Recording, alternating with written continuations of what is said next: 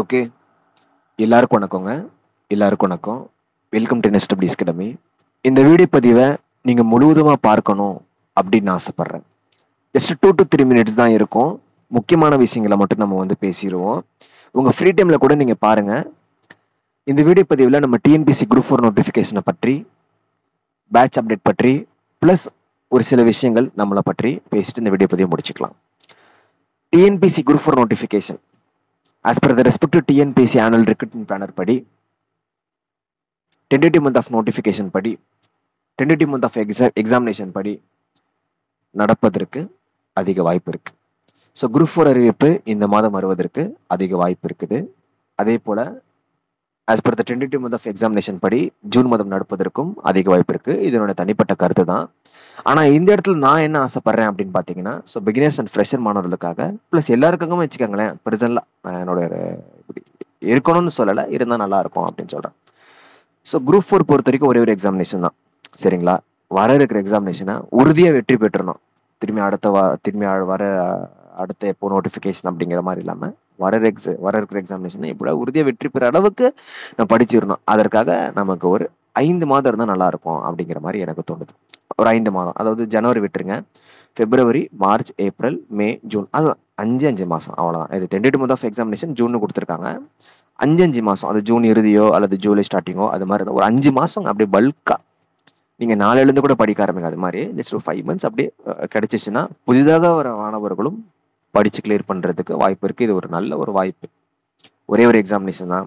Already நல்லா படித்தவங்களுக்கும் நல்லா revision பண்ண, நல்லா ஃபுல் அண்ட் ப்ராக்டிஸ் போட்டு எப்படா 180+ கட் ஆஃப், 185+ கட் ஆஃப், அது மாதிரி அந்த லிமிட்ல அந்த ரேஞ்சிலே எடுக்கிறதுக்கும் ப்ராக்டிஸ் பண்ணுறதுக்கும் இந்த 5 மாதம் நன்றாக இருக்கும் அப்படின்னு நான் பர்சனலாக ஃபீல் பண்ணுறேன். ஓகேங்களா? சரி, அடுத்து பேட்ச் அப்டேட் அப்படின்னு சொல்லி பார்த்தீங்கன்னா, ஸோ பேட்ச் பார்த்தீங்கன்னா உங்களுக்கு 99 rupees தான் ஃபிக்ஸ் பண்ணியிருக்கேன். நான் இதை குவாலிட்டி வச்சு நான் ஃபிக்ஸ் பண்ணல. அதுவுமே எப்படின்னா, ஃபர்ஸ்ட் ஜாயின் பண்ணுற ஒரு 100 பேருக்கு 49 ரூபா தான். திரும்பி சொல்கிறேன், நான் குவாலிட்டி வச்சு. ஏன்னா ஒரு சில பேர் கேட்டிருந்தாங்க, சார் பேட்ச் அமௌண்ட் எவ்வளோ சார் இருக்கும்? 1000 ரூபாவா, 2000, 3000, இல்லை 500 ரூபாவா, இல்லை 5000? ஏன்னா இப்போ சொன்னால் தான் சார் அமௌண்ட் அரேஞ்ச் பண்ணுறது நல்லா இருக்கும் அப்படிங்கிற மாதிரி. நான் என்ன சொல்கிறேன், நீங்கள் ஒரு தடவை, அதாவது நான் என்ன நினச்சேன் அப்படின்னு பார்த்தீங்கன்னா, ஒரு தடவை இல்லை 2 தடவை ஹோட்டல் போனாலே நம்ம நான் 20 ரூபா 40 ரூபா நான் பர்சனலாக நான் ஃபீல் பண்ணது. அப்போ அந்த ஒரு வேளை அந்த ஒரு அமௌண்ட்டு தான் பேட்ச்க்கான இது அப்படின்னு சொல்லி தான் நான் 49 ரூபா ஃபர்ஸ்ட் வர 100 ஃபர்ஸ்ட் ஜாயின் பண்ணுற 100 பேருக்கு 49 ரூபா, அதுக்கப்புறம் வரவங்களுக்கு 99 rupees. இது நான் குவாலிட்டி வச்சு நான் இது பண்ணல, தரத்திலும் தரமாக தான் இருக்கும். நம்ம அமௌண்ட் ஏன் கம்மியாக கொடுக்குறோம் அப்படிங்கிறது உலகத்துக்கே தெரியும். NSW brand is made by poor for poor. ஒரு காலகட்டத்தில் நம்மகிட்ட இந்த பேட்ச்ல ஜாயின் பண்ற அளவுக்கு என்கிட்ட காசு இல்லை. அப்புறம் ஆரம்பிச்சது இதுதான். பேட்ச் போகாமலே நம்ம என்ன பண்ணோம், நம்ம 12வது முடிச்ச பிறகு அது ஒரு பெரிய கதை. நான் ஆல்ரெடி நான் சொல்லியிருக்கேன். நான் இருந்தாலும் நான் சொல்றேன், 12வது முடிச்சோடனே நம்ம JEE எழுதுறோம் அப்படின்னு ஒரு ஆசை. பட் பேட்ச்ல ஜாயின் பண்ற அளவுக்கு இல்லை அகாடமிக்கு போற அளவுக்கு என்கிட்ட காசு கிடையாது. நான் வீட்டில் உட்காந்து தான் படிச்சு கிளியர் பண்ணேன். அப்புறம் அடுத்த ஸ்டேஜ் பண்ணேன். அதை பத்தி நான் ஆல்ரெடி பல வீடியோ பதில சொல்லியிருக்கேன். அப்போ முடிவு பண்ண விஷயம் தான். 2-3 வருஷத்துக்கு அப்புறம் தான் அதை சக்சீட் பண்ண முடிஞ்சிச்சு. அதுதான் NSW. ஓகேங்களா? ஸோ பேட்ச் உங்களுக்கு பார்த்தீங்கன்னா, உங்களுக்கு என்ன படிக்கிறதுன்னு தெரியல சார், இப்போதான் புதுசாக வந்திருக்கேன், இல்லை ஆல்ரெடி படிச்சிருக்கீங்க அப்படின்னாலும் ரிவிஷன் பண்ணுறதுக்கு சூப்பராக இருக்கும். கொஸ்டின் பேப்பர் குவாலிட்டியாக இருக்கும். அதே மாதிரி என்ன படிக்கணும்னு தெரியல, எது படிக்கணும் போறல, எதை பற்றியும் கவலைப்பட வேண்டாம். ஏன்னா கிட்டத்தட்ட 2 மாதம் இதுக்காகவே, ஏன்னா எங்களுக்கும் ஒரு சில எக்ஸாமினேஷனுக்கு ப்ரிப்பரேஷன் இருக்கு. அது எல்லாமே இருந்தாலும் உங்களுக்காக டைம் ஸ்பெண்ட் பண்ணி எல்லாமே ரெடி பண்ணி வச்சிருக்கிறோம். ஓகேங்களா? இப்போ எதுக்கு வெயிட்டிங், பேட்ச் எதுக்கு என்ன போடலை வெயிட்டிங் அப்படின்னு பார்த்தீங்கன்னா, குரூப் 4 நோட்டிஃபிகேஷனாக தான். இப்போ குரூப் 4 நோட்டிஃபிகேஷன் எக்ஸ்பெக்ட் பண்ணிருக்கோம். சிலபஸ் வந்துருச்சுன்னா எதாவது அப்டேட் பண்ணியிருக்காங்க அப்படின்னா அதுக்கேற்ற மாதிரி எப்படி ஷெடியூல் பிளான் போட்டு கொடுத்துடலாம். இல்லைன்னா திரும்பி இன்னொரு ஷெடியூல் அப்டேட் பண்ணுற மாதிரி வேண்டாம். அழகா இது நம்ம ஸ்டடி பிளான், இது அன்னைக்கு இதை படிக்கணுமா, டே 1 இதை படிக்கணும், டேட் இது படிக்கணும், அவ்வளோதான் அப்படிங்கிற மாதிரி. அதே மாதிரி இப்போ நமக்கு 5 மாதம் படிக்கிற டைம் இருந்தால் 5 மாதம் வரைக்கும் இழுக்க வேண்டாம். 3 மாதத்துக்குள்ளேயே நான் உங்களுக்கு முடிச்சு கொடுத்துட்றேன். நான் உங்களுக்கு கோர்ஸ் முடிச்சு கொடுத்துட்றேன். அப்புறம் 2 மாதம் ஃபுல் அண்ட் ஃபுல் டெஸ்ட் போட்டே இருப்போம். புரியுதுங்களா? அதுதான் இந்த தடவை ஃபுல் அண்ட் ஃபுல் டெஸ்ட் தான் அப்படிங்கிற மாதிரி. அதே மாதிரி இன்னொரு விஷயம் நான் பிளான் பண்ணியிருக்கேன். அதுக்கான கொஸ்டின் அப்புறம் எடுத்துட்டு இருக்கேன்.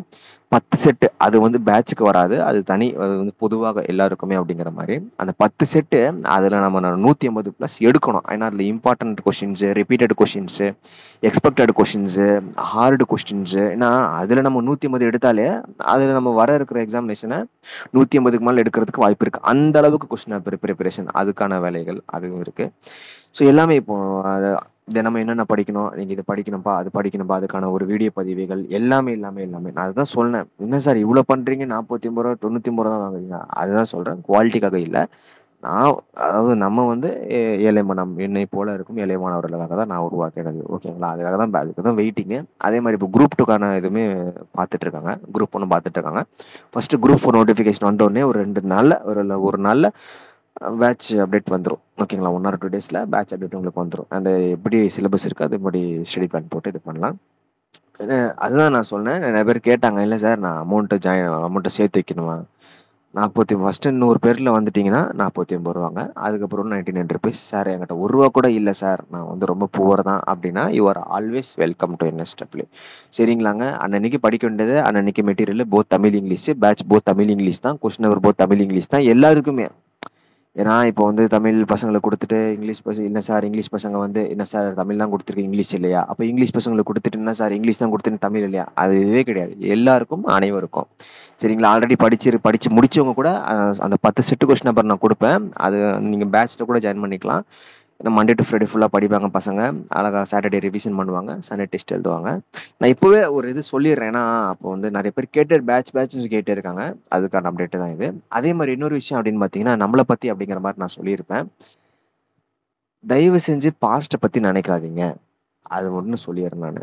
ஏன் அப்படின்னா, சார் நான் அப்படியா இருந்திருக்கலாம், இப்படி நான் பொதுவா சொல்றேன். அப்படியா இருந்திருக்கலாம், இப்படியா இருந்திருக்கலாம். எஸ்பெஷலி டிஎன்பிஎஸ்சின்னு எடுத்துக்கிட்டா, நான் ஒரு வருஷத்துக்கு முன்னாடியே குரூப் 4 கிளியர் பண்ணியிருக்க வேண்டியது. சார் நான் கொஞ்சம் தப்பு பண்ணிட்டேன், நான் கொஞ்சம் படிக்கல, நான் வந்து விட்டுட்டேன், நான் இன்ஸ்டியூட் போனேன், நான் ஃபாலோ பண்ணல, நான் ஆல்ரெடி பேட்ச் ஜாயின் பண்ணேன், பட் ஃபாலோ பண்ணல, நான் டெஸ்ட் பேட்ச் போட்டேன் சார், பட் நான் ஃபாலோ பண்ணல, நான் ஃபாலோ பண்ணியிருந்தா நானும் குரூப் 4 கிளியர் பண்ணியிருப்பேன், குரூப் 2 கிளியர் பண்ணியிருப்பேன், நான் வந்து குரூப் 2 மெயின்ஸ் கிளியர் பண்ணியிருப்பேன், நான் ப்ரிலிம்ஸ் கிளியர் பண்ணியிருப்பேன், இப்போ குரூப் 1 கூட நான் கிளியர் பண்ணியிருப்பேன் அப்படின்னு. அதுதான் இப்போ முடிஞ்சு போனதை பத்தி நம்ம வந்து என்னை பொறுத்த வரைக்கும் அப்படி யோசிச்சோம் அப்படின்னா, நமக்கு வந்து கஷ்டங்கள் தவிர வேற எதுவுமே, வருத்தங்கள் அதை தவிர வேற எதுவும் கிடைக்காதுன்னு நான் நினைக்கிறேன். அதனால நான் வந்து பாஸ்ட் நினைக்கிறதே இல்லை. அப்படி நினைச்சா எனக்கு வந்து கண்ணில் தண்ணி வந்துடும்.